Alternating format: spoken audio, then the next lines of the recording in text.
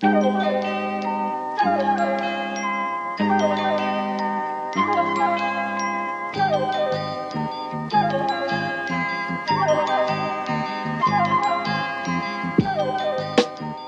everyone, and welcome to this free episode of TF. And It's it is Riley. one. Yes. And Alice, you have been begging us to ask you about your sword. I have. Okay, this is unfair. I just happened to be holding a sword as we started the pre-record for this. Yeah, Alice was just threatening you with a deadly weapon, Riley. Exactly. The situation. Exactly. I was just threatening you with this sword, and you started asking me what's the deal with this sword? And the deal with this sword is that it's a sword that a fan sent me. Okay. Was it a Sicilian fan? I mean, this is the thing. I don't think it was meant as a threat because it has my name engraved on it in Russian. It's not a great threat because it's like it's giving you the weapon. Yeah, exactly. But no, I don't know if they engraved this themselves or if they just had it engraved, but it has my name in Russian script and Suka Blyat on the other side of it. Getting killed with the Suka Blyat sword. Yeah, exactly. So if you break in my house, you have to confront the Suka Blyat sword, which I just have. And someone asked me about this, and I was like, "Yeah, I was just holding this." You should put out a tweet and offer 50 grand to anyone who can kill you. Yeah, I'm gonna be at such and such a location. Yeah, meet me at the cenotaph or something. Yeah. You know, Alice is going to be doing a boss rush of the strongest people that listen to this show. No, 2023 Seinfeld. Jerry dates a trans woman but can't understand why she has so many swords. I mean, they should remake the Always Sunny Mac dates a transsexual episode is the thing, because it was not mean-spirited by any stretch of the imagination, but I think our conception of the trans woman needs a bit of an update from even the first season of Always Sunny, you know? A few swords in that. Oh yeah, they got swords, Jerry. They got them. So, I just want to Kramer welcome you walks in all. with a massive pair of tits. Massive pair of tits and a buster sword. I just want to welcome you all to this episode of TF. Now that we're done the putzing around from the front, I'd like to continue with the putzing around of the first half and then the second half. That is the traditional order of Business halves. in front, putzing in back. Yeah. So the second half today will be Alice and I talking to returning guest Emiliano Mellino about his ongoing investigation of the abuse of the migrant worker visa program by various sort of, you might say, unethical companies and so on. Serious man, serious topic. And in order to listen to it, you've got to get through some bullshit about my sword. That's right. However, first, if you want to do that, I want to suggest, what if, here's the thing, the four of us, what if we started writing MPs books for them? Because it seems like they could just copy and paste them from anywhere now. Trashfuture, oil warehouse, SPAC, bank, ghostwriting service. Yeah, we should do it, but they should all be like Mills and Boone romances. You Liz don't know Truss Liz fucking a Truss's book lumberjack. isn't like that. Yeah, that's It's true. not out yet. It could be like that. I have never been more excited for a book. I will be queuing up dressed as Liz Truss for the midnight release of that book. Dress up as all your favorite characters from Liz Truss's book. I'm wearing a bathrobe to go and buy the Liz Truss book. No. This is, in fact, labor news. Rachel Reeves, putative chancellor, has been discovered by the FT that she just copied and pasted a bunch of her book on the women who made modern economics from Wikipedia. Not just Wikipedia. No. The Oxford Dictionary defines economics as Wikipedia, The Guardian, another MP, I believe. Just widespread plagiarism. But you can't be copying and pasting from another MP, a book which was itself probably copy and pasted. You're going to get book BSE. Yeah, I mean, I think about this too, because so many politicians write books. No one reads them. They exist mostly as a vehicle for book launch parties in Westminster. And this can't be the only example. It would drive me insane were that the case. This must be absolutely ubiquitous. Wait, hang on. I've just realized what the MP's book is. Do you remember when we came up with the idea of Riley to Riley, the direct Riley Reid podcast that's only to be listened to by Riley Reid, made by Riley? Well, this is basically like MP to Riley, the book that will only be read by Riley. They're just sending you like, you start getting really conspiratorial about it. Like MPs are sending you like coded messages because they know you're the only one who's going to read this.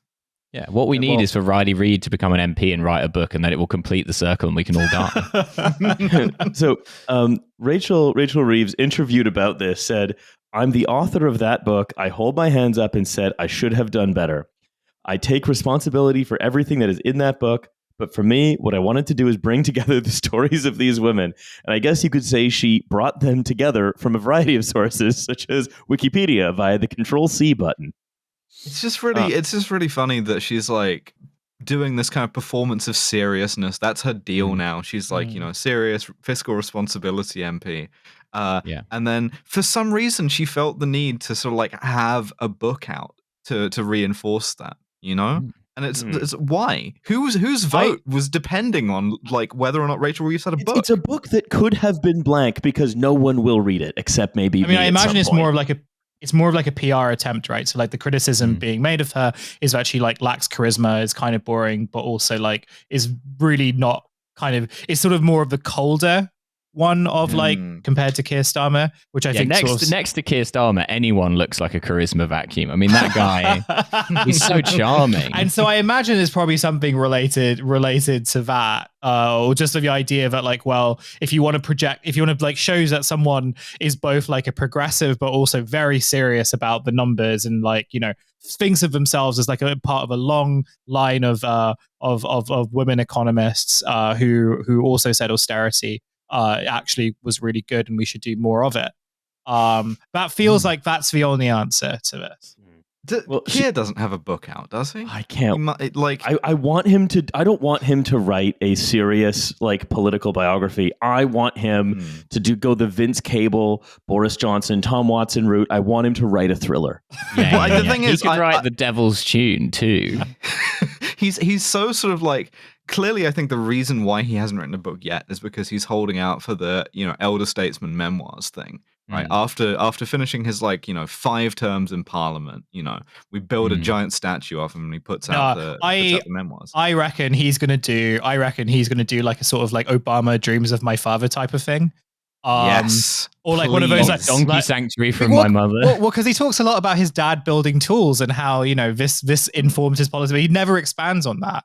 My other idea tools from my father. The other idea I had for a book pitch could just be called The Puddle. Drinking from the puddle, the collective puddle of British society. Everyone gets a sip. We drinking from the puddle. I'll write the Keir Starmer cookbook. Yeah, that'd be good. That'd be really good. Yeah. All right, we're just in a pitch meeting now. That's the problem. the Keir Starmer cookbook. I like boiled rice with a bit of grated cheese on top. I think it's a good quick meal. Keir Starmer young adult fiction series. That could be quite fun. Keir Starmer's self-help book. 12 rules for life from Keir Starmer. Starmer better, faster, stronger. The Keir Starmer story. Yeah, he agrees that you should make your bed every day, but not because it will make you optimize you as an individual, because it will impress your wife, and it will. So here is I'm going to read the last line of the Rachel Reeves justification here. It says, "And if I'm guilty of copying and pasting some facts about amazing women and turning it into a book that gets read, then I'm really proud about that." Which is, again, like, number one. If plagiarism is a crime, then lock me up. Number one, these books don't matter. Number two, the people who actually care about whether or not like these books that exist to not be read, but just exist so someone can have written a book is a homework police officer. She's right kind of about like how books are sort of treated now. Like the idea that like these books are just kind of like, like props for like your Instagram posts and stuff. Like she's not like entirely wrong about that. And I will say in that vein, but I will buy Rachel Reeves' book and I will sit strategically on the tube reading it in the hope that I do appear on the Hot Guys Reading Books Instagram account. Something that I've been trying to do for many, many years, and sadly, is a dream that is still yet to materialize. As I was reading Rachel Reeves' book, I neither nodded nor shook my head until I was sure what the prevailing opinion of the book would be. Because that is the correct neutral position in which to read a book, to go in with no preconceptions about what the book may contain or whether or not it will be good. Very funny to be like, if I plagiarized a book and if that's a crime, which I seem to think it is, then lock me up. So I want to talk about Lumen Fitness. Welcome to the world's smartest fitness studio. I'm welcoming all of you and the listener, the world's smartest fitness studio. That seems like a low bar. Like the average like intellectual level of any kind of fitness environment is not generally, and I say this as someone who goes to the gym a lot, it's not a place you go for the kind of intellectual discussion. Have I talked about my local gym on the show before? I don't believe so. Why not dox yourself? So a gym that I go to, it's called Legends. There are two outposts of Legends. Just one in triangulating your position between Legends, the Shalimar Kebab House, and the times we've said the full mailing address of the studio live on it. I want to say the full mailing address of the studio live again because I want Canadians to send me Canadian sweets. I really miss Swedish berries. Just get a P.O. box. It's not that expensive. Okay. Plus, there's way fewer anthrax. My gym is great. It's called Legends. There's two locations, one in Hackney, one in Haringey. And it's full of older Turkish men working out wearing like fake Gucci polo shirts and jeans and pointed leather loafers. Just doing like the worst bicep curls you've ever seen really fast. Yeah, sick. It's awesome. And that's like an intellectual hotbed. Yeah, so that's the world's smartest fitness studio. But Lumen Fitness in Dallas seems to think they've got it cornered. They say it's intelligent. Is it a place where you work out your head? It's intelligent, interactive, and individualized, saying our smart fitness studio uses the latest advances in technology to deliver a one-of-a-kind immersive workout that changes daily and evolves over time. What it is, Mr. Oswald, what are you doing by that window? Isometric exercise. You practice getting shot in the head to develop a Mithridates-style immunity. This is what paintball is, and now people are too powerful. So what they offer... I love a game of paintball at the weekend. Some of my friends, they had a group on. It was mostly 10-year-olds. We destroyed them. If JFK had lived long enough to do paintball, he would have been fine. Would have just bounced off. Yeah. Or he would have just maintained an airsoft guy level of situational awareness, and he would have always clocked every threat. Yeah, exactly. If the CIA backed, Cuban diaspora had access to paintball, they might have realized why the Bay of Pigs was such a strategically doomed operation. Seldom in a paintball match do you get the air support that you need from the US. I'm gonna talk a little more about Lumen Fitness. They have cutting edge tech. Our studio harnesses the power of artificial intelligence, digital displays, and object detection to keep every workout fresh and engaging. Okay, great. We're going to get the AI hallucination thing where you're like, okay, great, bicep curls or whatever. How many reps of these should I do and how many sets? And it's like, geez, 27,000. How many fingers do you have? Let's start with that. It says, we also automatically track your performance from reps and range of motion to equipment type and weight. And progress equals rewards. You can earn Lumen coin, which I checked is not a cryptocurrency. Throughout each points. class. Fucking everyone does this. Like the app that opens the door to my chain gym does that. Maybe not in as granular detail, but since I never use it, because what am I going to do? Get a free sack of protein powder every 3 months? It's I don't care, and I wouldn't care more if it was more personalized. Well, it allows you to gift trial memberships or choose your favorite station in an upcoming class. So they're using airline booking logic, where you have to, if you want an extra leg room spin cycle, you have to pay more. But I just want girl gym. I want to go to the thing, do an hour and a half of pure cardio. No one is allowed to talk to me. The air conditioning is down to minus 20 degrees, and then I leave. That's it. That's all I want from a gym. That or the Turkish guys.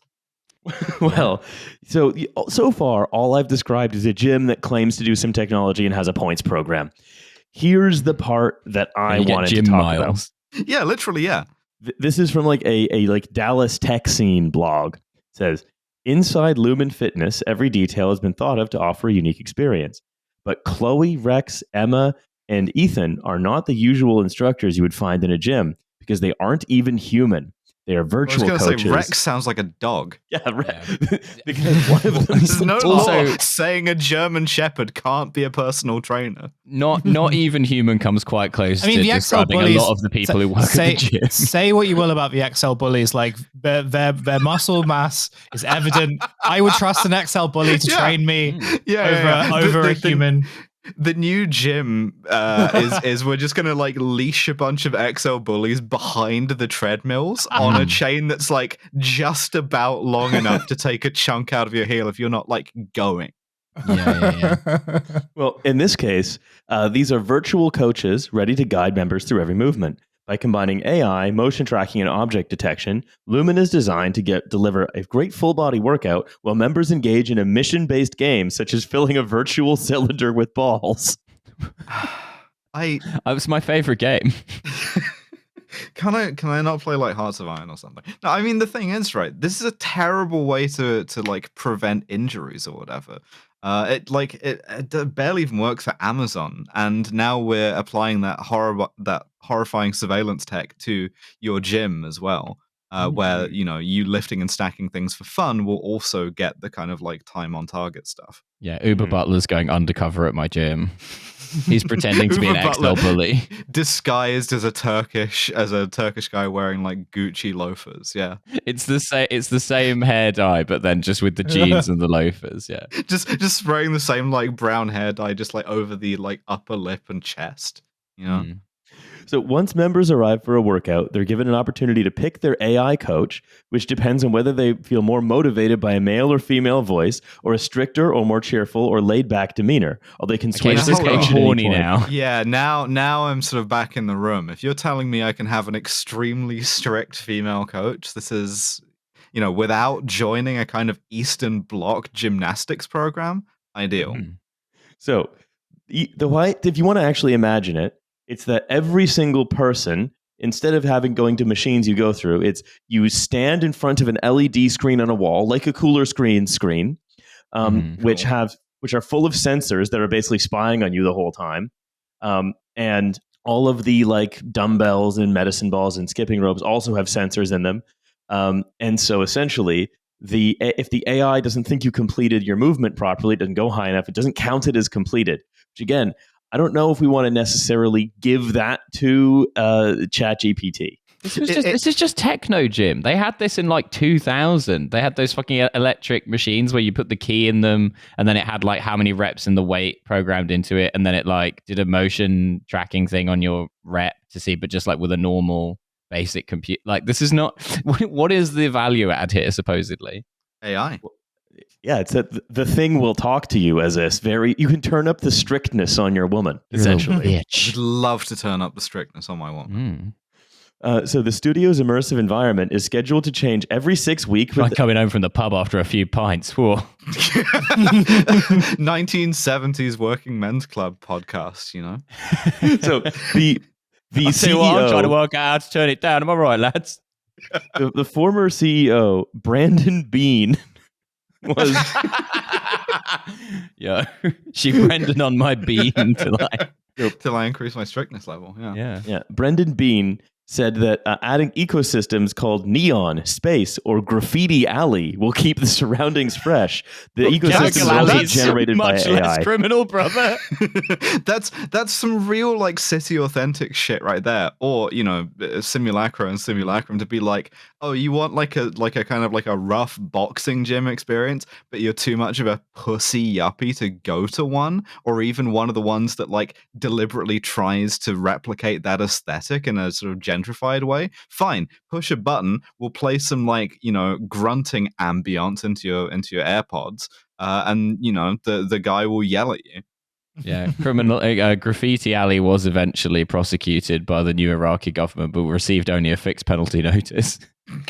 But yeah, that's the thing, right? Is they're saying, hey, the business model here actually is we want to have we want to be gym owners, but we don't want to employ anybody. So we just want a computer that's going to replicate that experience. But again, what do you end up with is you end up with essentially a slightly more advanced version of just working out with a YouTube video, but that you pay for.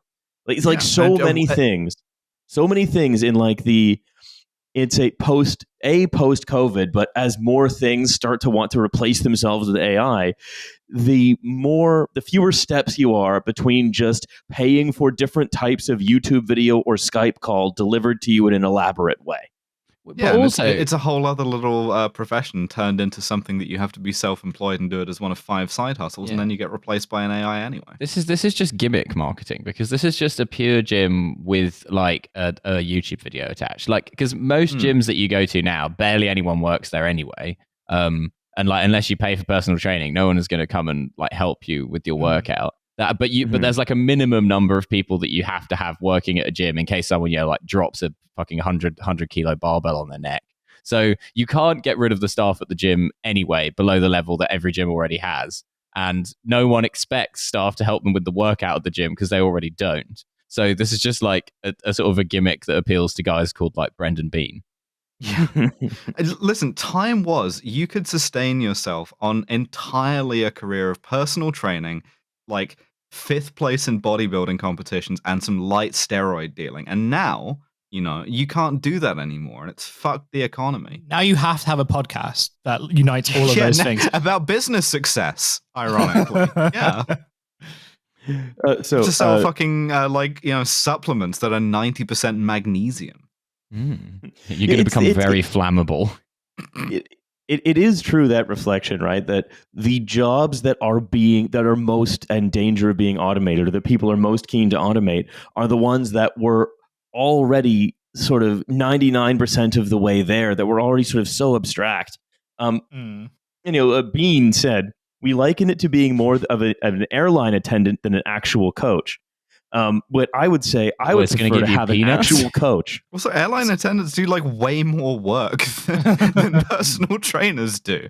Yeah, for example, an airline attendant will come over and tell you that they've run out of the chicken because everyone has ordered that, and all they've got left is the fish, because obviously no one has ordered that, because no one would order fish on a plane. But nonetheless, they had exactly 50% of each meal.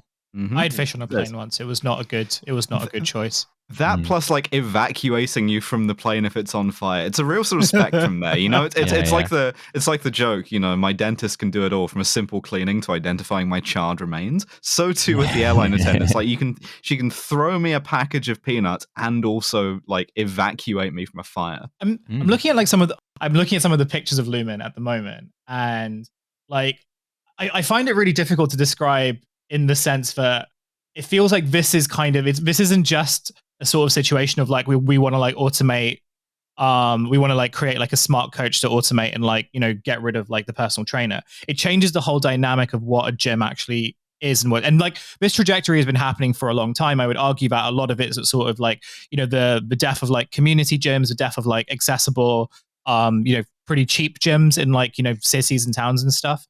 The trajectory was always sort of heading towards there, where it was like, well, if you can only afford a gym, if you're like if you have disposable income effectively, then these gyms are designed to sort of like optimize towards you. And perhaps before these were in the forms of like particular kinds of luxuries, but in absence of those types of luxuries, I mean, I don't know whether I've ever told the story on any of the pods about I very briefly had a membership to like a David Lloyd gym, which is like sort of like on the upper middle tier of British classic gyms. Hussein law. It's not that classic, God, but it was just like, I was really, I thought that like after going to my shitty gym, like, a nice one would sort of have more resources, would have like, more, barbells and stuff like that. It had some of those things, but it was actually just like very, very poorly managed, partly because they were relinquishing so much stuff to like the various forms of technology, like, not AI technologies, but automated technologies they were trying out. They put a bunch of, personal trainers on like very like crappy contracts and basically made them cleaners, on the basis that like, if you want to like train your kind of, dwindling client roster here, you also have to like clean up the gym. afterwards, and you also and you can't ask for any money from that and stuff. This feels like an extension of that, but it feels like it's one that kind of heads towards, okay, like, you know, working out is not really about, you know, the idea of the community gym is gone. You know, you're not working out for, like, you know, to be a better member of society or to, like, be more functional as a member of society. You're doing this primarily for a very specific kind of individuation, very specific kind of optimizing. Because your hobbies are women/gym. Well, to be on the, like, Hot Boys Reading Books Instagram, you know? Yeah. I'm on their website, and there are three points have leapt out at me immediately. First of all, they have an app which you can track your fitness on, which I love. Yeah. Second of all, their introductory offer, like a discount for membership, is you get 7 days for $25, which works out at $100 a month. So my question is, how the fuck much does this normally cost? Well, that's the thing, right? They say, this is from an article. They say, this is Bean, says, from day one, Lumen Fitness was designed with two primary customers in mind: the end user, who deserves a motivating and fun fitness experience, and the franchise owner, who wants to play a pivotal role in transforming how fitness and technology coexist. It's time for individuals and entrepreneurs alike to embrace a new era of fitness, specifically citing its high-tech, low-labor model. Because franchising was the next thing I was going to bring up. We could open one of these. We could convert the Trashfuture studio into a Lumen Fitness. Just a punch. We're going downstairs to record. Upstairs, there's a bunch of, like, grunting yuppies with AirPods in. Yeah, the Patreon is now $100 a month for membership of the TF Gym. I feel like Gym with Podcast Studio actually is quite a good business model for, like, at this time. Bound to happen. Yeah, it's. I mean, one of those is going to be open. Because then the TikTok gym guys can make their podcast. If Brewdog fucking has a podcast studio, then yeah. You work out 7 hours. Or however long you have to work out in order to, you know, look like that, and then you spend the, like, remaining hour in the gym doing your podcast about business success and masculinity. No, you spend the remaining hour, like, complaining that women don't appreciate how much time you spend at the gym creating that body that looks like fat. Yeah, if you go into the app and you break down the time that you're actually spending, it's like 4 hours Instagram selfies, 4 hours, like 3 hours complaining about women, 1 hour podcasting, and then in between there's maybe, like, a bicep curl. So me and Tom have become obsessed with this guy on TikTok who calls himself Jim Skin, who is from Brentwood in Essex, and who is a white man, but who's had so much plastic surgery, he looks like the Turkish Chad meme. And okay, he's like a kind of he did a TikTok once where he listed his hobbies as women/gym. Although I saw a recent one where he described his hobbies simply as women, so I'm not sure what's happened to the gym. But I saw a video from him, like, yesterday, where he's talking about how he is now running his own agency for people on TikTok to help them succeed, quote unquote. And he's filming himself walking down the street in Brentwood going like, so if you're big on TikTok, you want to take your content to the next level, talk to me, we can work together. And as he's saying this, he's walking into a kebab shop in Brentwood, and he breaks off mid-sentence to go, cheers for the chicken shish manoosh. And just, like, sits down and just starts eating a kebab, which is like, so he must have gone in there before and, like, ordered the kebab and said, I'm just going to film a TikTok walking down the street, and I'm going to come in and smoothly sit down and eat my kebab. And they're trying to put that guy, they're trying to replace that weirdo with a computer, which I think fundamentally we can agree will never work. No one that creative could ever be AI'd. However, all right, I think that's pretty good for the first half. But now it's time for a jarring shift in tone while Alice and I interview Emiliano Mellino about abuse of the farm worker visa program. See you in a second, people. Bye.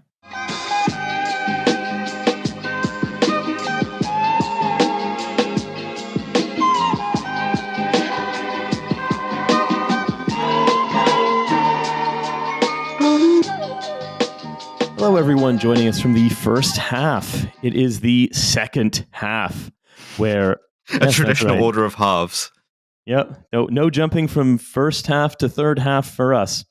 And we recorded these so far apart, I may have gone into the first half with the same joke. So I apologize if I've done that. We are delighted to welcome back a now returning champion guest. It is the Bureau of Investigative Journalism's Emiliano Mellino. Emiliano, how you doing? Hi, I'm doing well, trying to stay sane as everything goes to shit. All we can do, you know? All we can do, yeah. Now, last time we talked, we talked about an in-depth investigation that you've been doing for a while on the abuses of the temporary migrant labor visa program by, if not farms, then staffing agencies working with farms in the whole sector. And just a little bit of a recap, as I understand it, you can correct me if I'm wrong. These visas that like migrant farm laborers receive, the National Union of Farmers, which isn't actually a union, it's a trade organization, needs huge amounts of cheap, easily exploitable labor, and the visa is very tenuous, which means you can get kicked off of it and sent back home very quickly, and it contains very few protections against being exploited, and the organizations that are supposed to guard workers from being exploited by staffing agencies, they fall between a lot of cracks. And so we end up with people coming from other countries, finding themselves in impossible to pay off indentures, living in moldy caravans, trapped for, sometimes, days at a time without food or heat because they might catch COVID, and so on and so on. Have I missed something? I mean, you've pretty much summed it up. There's no point for me to do this interview now. You can just go on to the rest of your podcast. Thanks for having me on. You've pretty much summed it up. I mean, I think it's important to. I mean, there's always been problems in agriculture. Agriculture has always been a high-risk sector for exploitation, for modern slavery, and for all these things. But we haven't always had this visa. So the seasonal worker visa was launched in 2019. Off the back of, as Brexit was kicking off, because there was this fear that the already existing shortages in the agriculture sector would only be made worse by Brexit. And so it started off as a pilot, 2,500 visas, and it's just ballooned over the years. This year could be as many as 55,000 visas being issued. Wow. And from the get-go, all the main human rights, labor rights organizations were saying this is the way you've set this up is a disaster. It's going to be a recipe for exploitation. Because workers are tied to these recruiters. There's only this year around 6 recruiters for the agriculture visa, and they're tied to them. So these guys decide whether they work, where they work. They sort of decide a lot of things. They have a lot of power, and they also decide what happens with their visas. These guys can, to some extent, revoke workers' visas. So they have tremendous power, and workers are living on the farms where they work. Workers, don't speak the language. So all these circumstances come together to make workers incredibly vulnerable to exploitation. And what we have found through our reporting, it's almost now 2 years since I started looking into this area, is that in fact it plays out that way. Workers end up getting exploited quite significantly. Workers have very few people to turn to, if any at all, and very few mechanisms to try to get any kind of protection. And as we discovered in this most recent investigation, even when the Home Office was going in and doing just very few farm inspections and workers were raising complaints with them, raising issues with them, the Home Office did not investigate any of the complaints raised by workers. And like some really serious things that workers were saying, the Home Office did not investigate and did not sort of find any solution for these workers, didn't resolve any of the issues they were facing. Mm-hmm. And you, in the most recent piece, actually, that quite a bit has, I'd say, come up since we last spoke to you a few months ago. That you've cited documents obtained through Freedom of Information requests, documenting specifically exactly how workers are being exploited, and that the end result of this is Robert Jenrick, who was at the time in charge of immigration, said that there were no plans to publish any reviews of the scheme as they were, quote, of limited value. Saying earlier commitments to ensuring the scheme protected migrant workers from modern slavery in no way committed the Home Office to producing ongoing reports in perpetuity, as though producing a report on a program that was causing some of the the issues that you bring up, people confined to caravans, people having their wages garnished, people being essentially like bullied and threatened by gangmasters, right? As though to simply even look into this would be some kind of onerous health and safety culture, bureaucratic red tapeism. Exactly. Yeah. I mean, we should say that also, like, Jenrick was saying this. There's a number of NGOs that were writing to Jenrick saying, can you please do this review of the scheme? In fact, the review had been promised by the government. They said they would do it in response to the Independent Chief Inspector of Borders and Immigration, the sort of immigration policy watchdog, had said, this scheme is high risk. We've seen a lot of problems with this scheme. You should publish a review, and you should also a number of other recommendations that he made. You should do these things. Now, just to clarify, the independent chief inspector of borders and immigration who asked the government to do this review, we're not talking about some communist here. He is the former head of the military police, right? Wow. And even he's saying that he's incredibly frustrated with the government because they don't respond to his they don't follow his recommendations. Even when they agree to them, they might be slow and not fully implement them. This kind of like legalism Tory versus the kind of like emergency stopgap kind of visa program that we've just like forced through. Yeah, I mean, what you find is that there's like a lot of, let's say, like senior civil servants who, again, we're not talking about radicals here, but for example, the former independent anti-slavery commissioner, she was a former senior cop. Even she is highly critical of the government now. She actually quit her post because of the government's immigration policy. So even those kinds of people, senior civil servants from a law enforcement and military background find this government incredibly frustrating to deal with, find this government is incredibly cruel to immigrants and is not putting in any safeguards. But going back to our findings, like you said, we put in FOI requests into the government for these inspection reports. We spent 5 months back and forth appealing the FOIs, going to the information commissioner. The government didn't really want us to have these reports. One of the incredible things in their response, we ended up getting the reports, but we didn't get the farm names. Okay, perfect. This farm has been voiced by an actor. Yeah, exactly. It was blacked out. It was in the shadows. They put the SAS I bar across the entire field. Exactly. That's it. So, and the Home Office's reason for not giving us the name of the farms was that they said it would likely discourage workers from going to these farms. So all these farms, we had some of the farms, like 80% of workers were making complaints about wage theft, about bullying, about discrimination. And the Home Office says we can't name those farms because, well, if we name them, my God, people might not go to them. And we are an enabler of the agriculture system. So yeah, they did not want to be transparent about this. They tried to stop us from having this information. And what the reports reveal are just some quite extensive levels of abuse, of mistreatment. I mean, one Ukrainian woman told inspectors, so the reports cover 2021 and 2022. So this was during COVID. One Ukrainian woman had COVID. She was in a farm. She was confined to her caravan during this time, and they didn't provide her with any medical support or any food. She said she was starving throughout the 11 days that she was isolating in her caravan, and she got no help from her recruiter. There was another guy. They just like walled her up like fucking Edgar Allan Poe. That's it. And you couldn't even hear the heart beating. Another guy pulled his own tooth because he was denied dental care. In another farm, we had dozens of people that were complaining in this farm and in this report about mistreatment. One of the workers said that the manager shouted, and I quote here, "I'm a pure-blooded English woman. I will stay to live here, and you will go back to your poor countries." That's actually a line that really leapt out at me from the reporting, which is, we talk about, where's the enforcement, where's the enforcement, where's the enforcement, and I think we are thinking about it to ask those questions, where's the enforcement, is we're thinking about it like those inspector generals, like these people who are wondering why this scheme seems to not be complying with the laws. However, if you like, that's looking at the scheme based on its fig leaf, right? If you look at the scheme based on what it's actually doing, then the enforcement is that woman.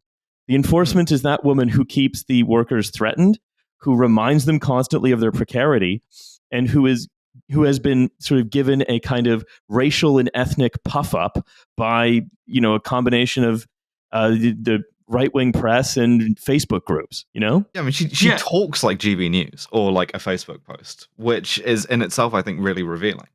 Yeah, this is, if you want to, this way, why we come back to like, well, what purpose does stuff like culture war actually serve? The purpose culture war actually serves isn't just a distraction from other things. The purpose culture war actually serves is to create a very useful us and them between a one favored section of people who are like working on farms, say, and to create a kind of divine or ethnic or genetic or whatever mandate for the hierarchies that it intends to enforce. And so so I keep thinking, and since I've read this article, I've been thinking for a few days about this woman who would have been so consumed by sort of spite, smugness, and rage at the same time as to shout the kind of thing that would, let's say, in a proper, like, quote unquote liberal, not as like big L liberal, but a liberally managed system, in as much as we live in basically a kind of like neoliberal state, you know what I mean? The kinds of things that are supposed to be excluded from that. And I think it goes to show sort of how thin and powerless those liberal enforcement mechanisms are on what is essentially a series of improvisations designed to get hyper exploitable foreign workers in so that they can then be unpaid and shipped off. And that system needs its shock troops, and that shock troop is that screaming woman who I cannot stop imagining. I mean, the thing is that you get a sense that there is a very real environment of impunity, right? There is,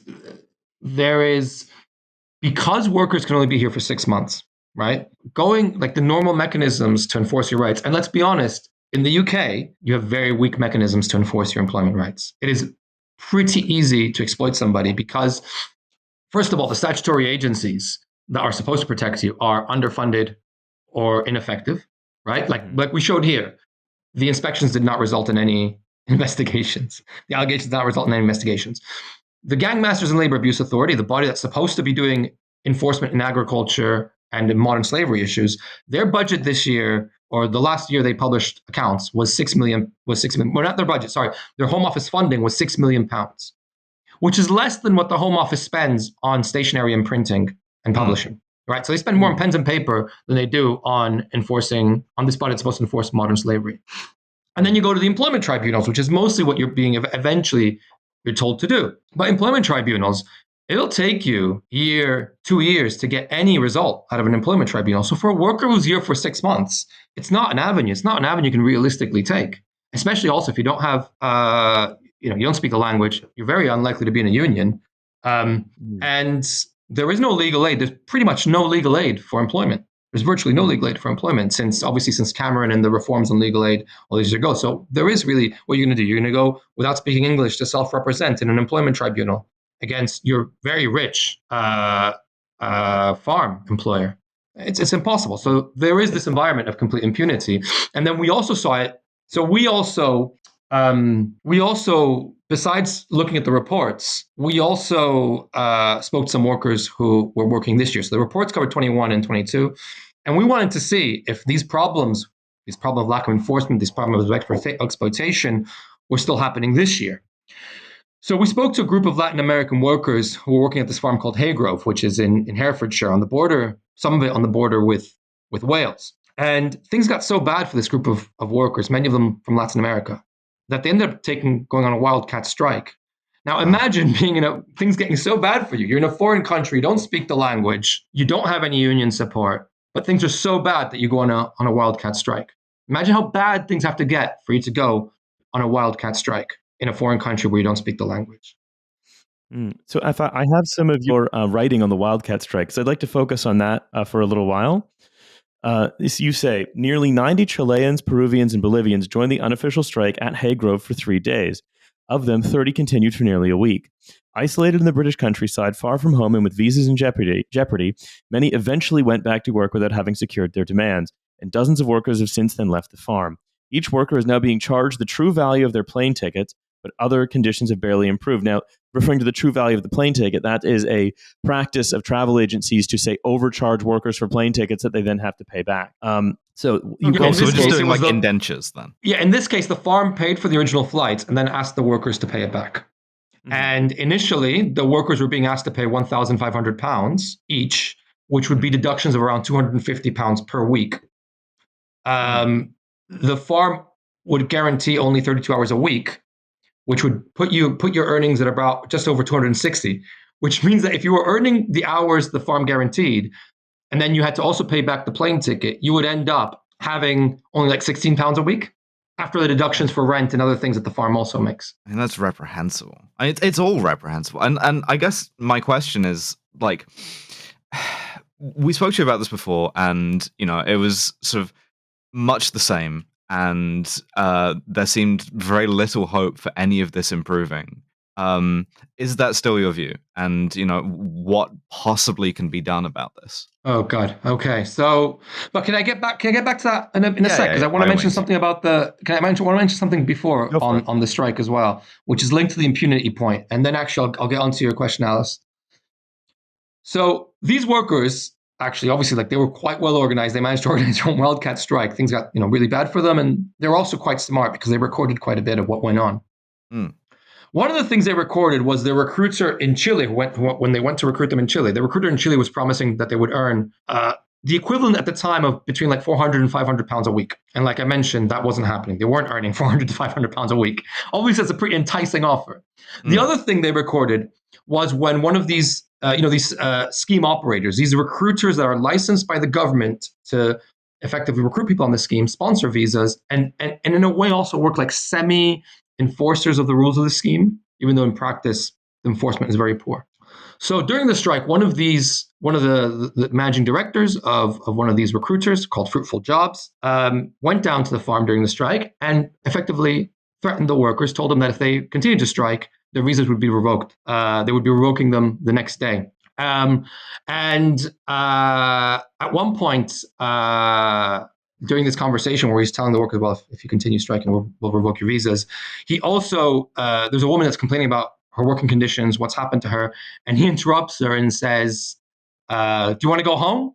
Shush then. And other bits of that kind of behavior. So also, the guy who's supposed to be ensuring that the rules are being followed is also threatening people with revoking their visas and also being quite, well, how would you describe that behavior? Telling a woman, do you want to go home? Shush them. Yeah, it's abusive. No question. And I think the thing is, like, the veneer of like British tweeness over this, of it being called like fruitful jobs or whatever, is just like that much more aggravating to me. You sent me the transcript of a select committee where this same guy and a couple of others from recruiters sort of testified in front of, and basically, like, there was no questioning involved. Everyone on that select committee was sort of like very content to let these guys pat themselves on the back and go, yeah, no, we're a good example of like a self-regulating industry. Yeah, and they said that only 1% of workers complain. And then obviously, as we find from these inspection reports, obviously the number is much higher. We saw around 100 workers raising welfare issues with the Home Office, or sorry, hundreds of workers raising welfare issues with the Home Office. And it was about nearly half, 44% of all the workers that were interviewed raising some kind of welfare issue. So clearly the issue is much higher than one. Either it's higher, they're getting more than 1% of complaints about exploitation, or not all workers feel confident or comfortable reporting these things to their scheme operator, because obviously, as we've seen, some scheme operators will threaten with revoking your visa if you go on strike. Yeah, and so some of these, that one of the people that you cite as making that sort of threat is one of the managing director of, as you mentioned, Alice, Fruitful Jobs, this guy Justin Emery. And the workers say the workers told him, and again, this is from your article. It says workers at Haygrove had told Emery that they were scared of supervisors at the farm. They told the bureau, this is you guys, that they were not given water throughout the day and were shouted at to pick faster. They didn't hit targets or made mistakes. They said they'd be forced to take unpaid time off. One worker was pushed to the ground by a supervisor when the wheel of a van he was driving got stuck in the mud, a worker said. Haygrove said it has not found any evidence of shouting, intimidation, or discrimination by its supervisors, and that water was always provided, and said that farm picking targets are not used to punish, but to identify high performers who could be offered additional hours.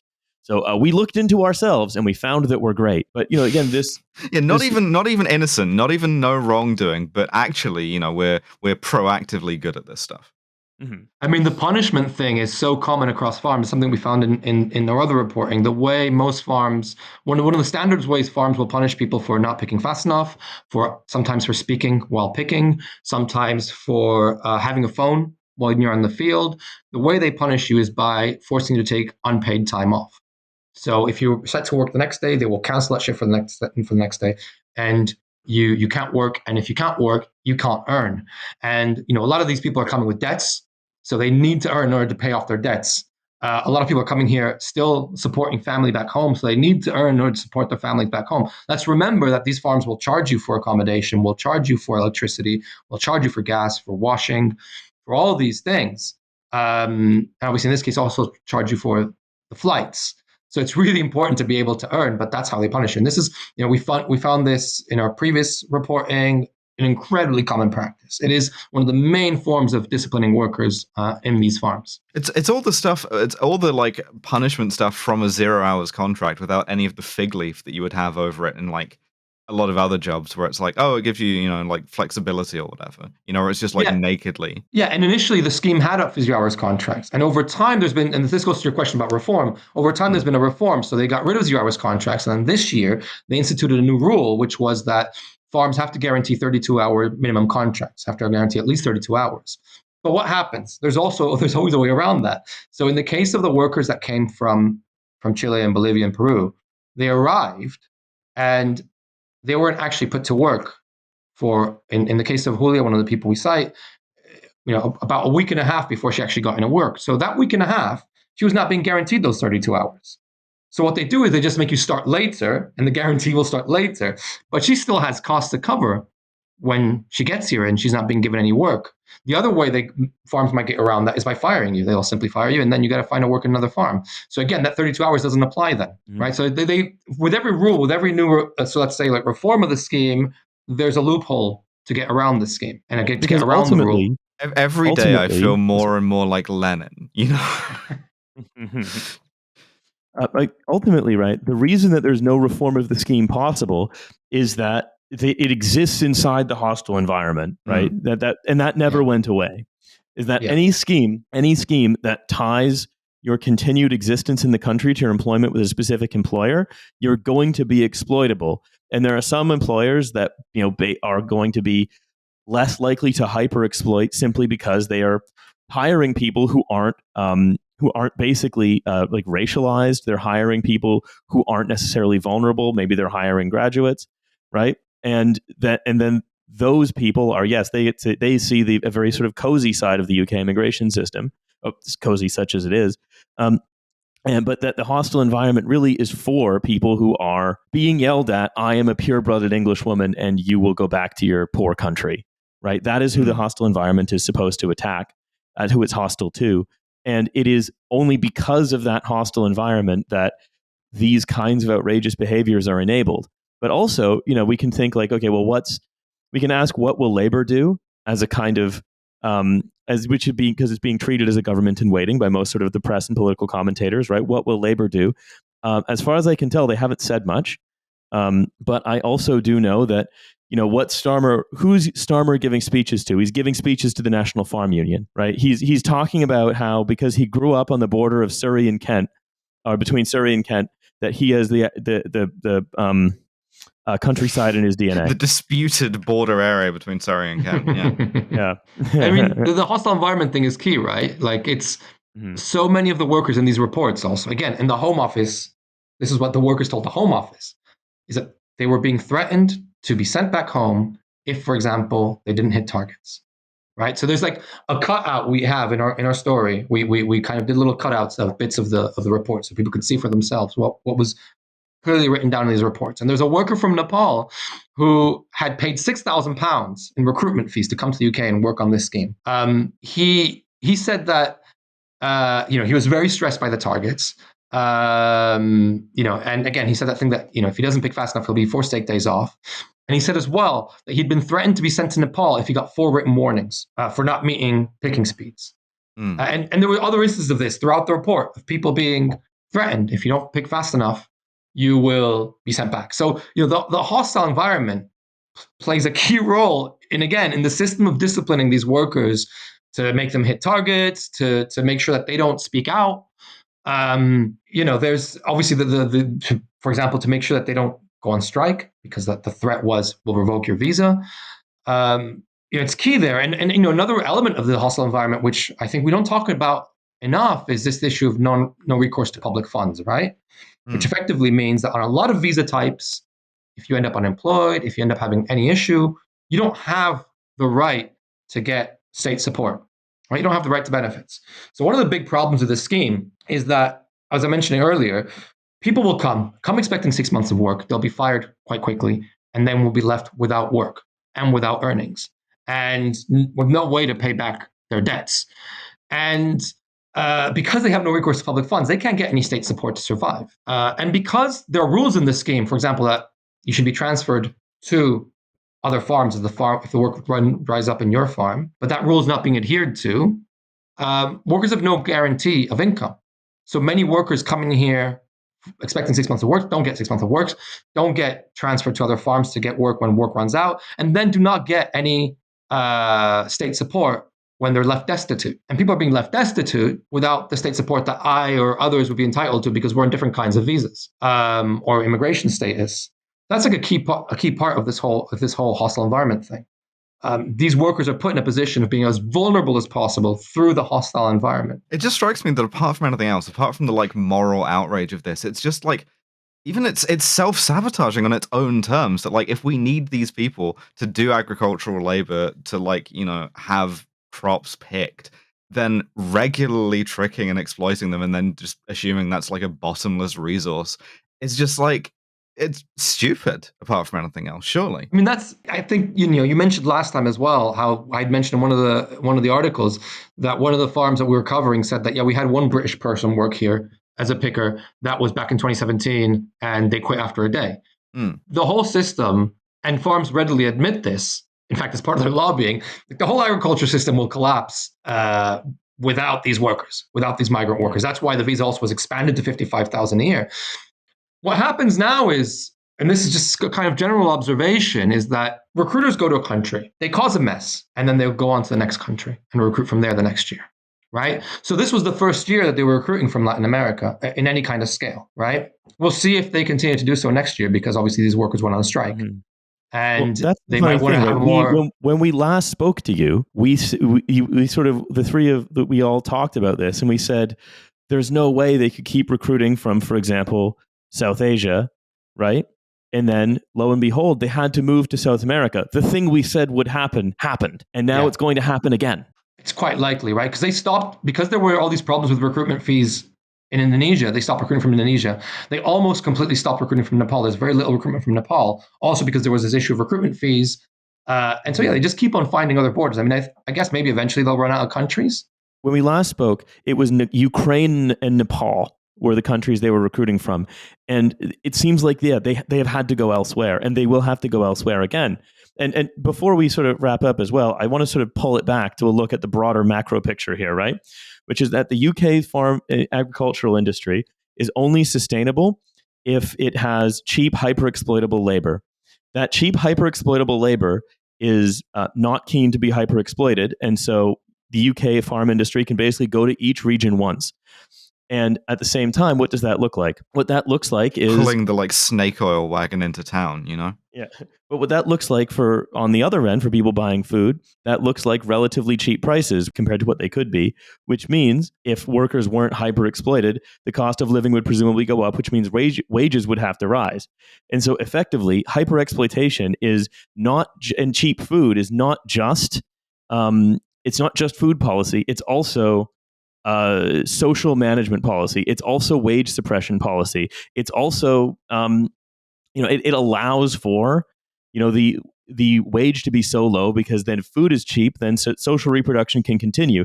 It's basically taking that contradiction of needing to have these like low wages, but with otherwise expensive cost of living, and it forces that contradiction onto other people elsewhere in the world by bringing them here and then treating them badly and then throwing them away.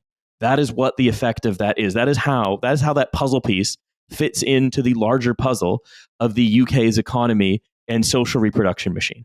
And it won't work. And I should say, the UK is not unique. I don't want to kind of excuse places like Spain, Italy, Greece, where this sort of there's also humongous levels of exploitation of agricultural workers. I think what makes the UK unique is that this is a visa specifically for this. And the government's completely involved all the way through, but tries to look the other way. So I think that's what makes the situation here quite unique. I think that's probably all we have time for today. But Emiliano, thank you so much for joining us today. Always a pleasure to talk to you, though, about a very grim subject.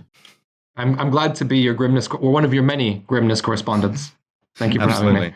Oh, thanks so much for coming on. Yeah, and also thank you for listening. Thank you for listening to this free episode. Sorry if you're listening to it on the day it comes out. It's a little late. We had to coordinate with various calendars, but I think we can all agree it was worth it. And to remind you that after you've donated to Medical Aid for Palestinians, which is, of course, going to be linked in the description, there is our Patreon for a second episode every week. This bonus episode this week has already been recorded, and I wasn't on it because I was on holiday. So I can't speak for you. Yeah. So if you want to hear... I think it was fine. Thanks so much. Yeah. So we will be seeing you in a couple days on the bonus, or otherwise see you next week on the free. Once again, Emiliano, Bureau of Investigative Journalism, thanks for joining us, and we will see all of you soon. Bye. Bye. Bye.